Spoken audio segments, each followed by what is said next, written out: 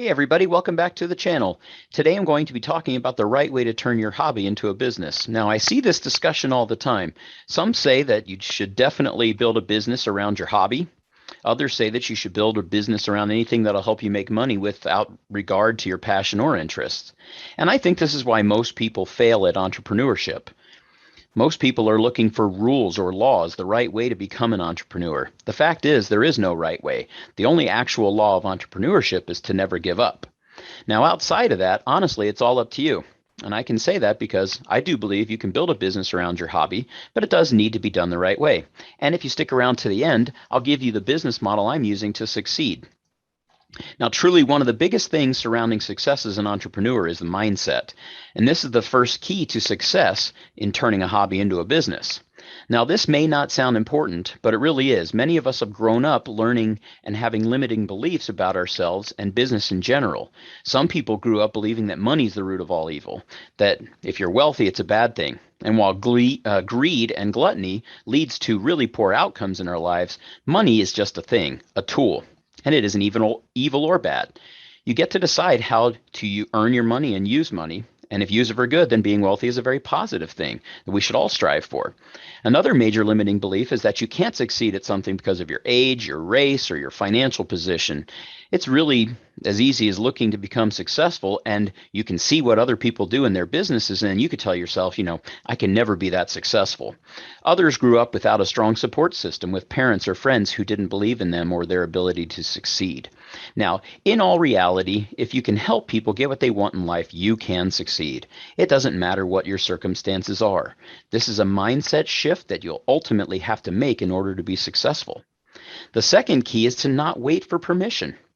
Look, I've met people who started drop shipping way before it was a thing in online business circles. What these people do is see a need in the market and see a way to fill that need and then go for it. So if you see a need in the market and you have an idea to solve that problem, go for it.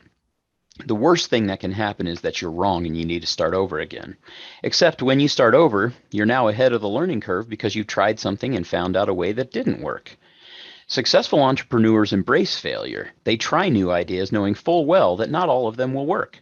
Failure truly isn't the end of the world. In most cases, it helps you build a foundation for future success that can't come in any other way. Now, on the other hand, let's say you do succeed and you tap into something that nobody else knows. Then it's off to the races. You now have opportunities to earn money and serve people in a way you could never dream of. So often we focus on the question, what if I fail? And we neglect to ask ourselves, what if I succeed? By making this mental shift in how we think about our business ideas, we can be focused on success and reach it much easier. The third key is that knowledge is everything when you're turning your hobby into a business. Now, if you're turning a hobby into a business, you better know everything about that hobby that you possibly can. You want to know the ins and outs of the industry, know the things and what they cost, how they work, and of course, who your audience is. It may be trendy to start a podcast about Pokemon or Harry Potter, create a course about digital marketing. But if you don't love that topic and also don't have any knowledge about it, it'll be much, much harder for you to succeed. Trends chasing isn't what I would define as a solid business strategy. In this sense, it's best to be able to identify what you're truly passionate about and knowledgeable about. What things do you do when you have nothing to think about? What subreddit and Facebook groups are you a part of? What do you and your friends talk about? Try not to think too much about the money yet. Just think about the hobby and what you really care about. The money will follow if you have an idea that solves a true need or a desire in the marketplace. One thing I'll mention here is that when you are the ideal customer of the hobby you're turning into a business, you have a huge advantage. When you're the customer, it's easy to figure out what you can do differently to attract more people like you.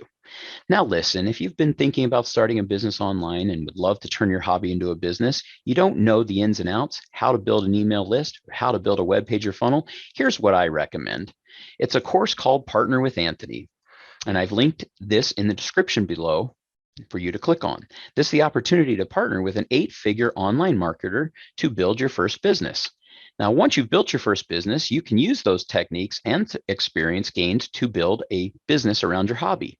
You've got to have the skills first before you can build a successful business, and that's what the Partner with Anthony course is all about. It teaches you how to get started.